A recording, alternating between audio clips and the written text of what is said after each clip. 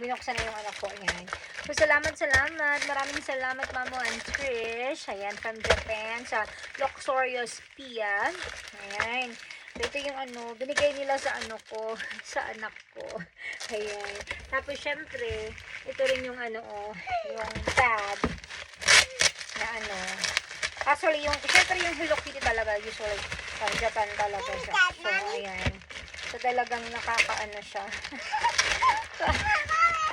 Ang cute. Ayan. So, ayan. Naano niya na daw, yung Hello Kitty.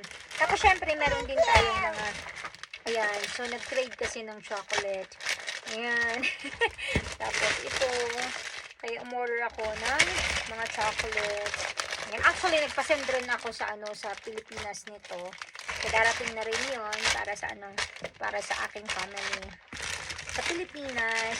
At syempre, meron din tayong itatry ko to kasi blondie stick na na coffee.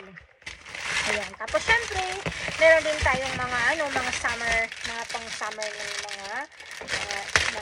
mga damit. Ayan. Marami, hindi ko na yan isa-isa. Sobrang dami.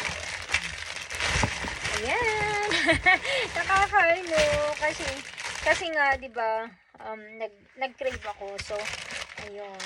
At saka, yung mga bag ko rin na iba, doon ko, sa kanila ko rin binili. Luxurious Pia.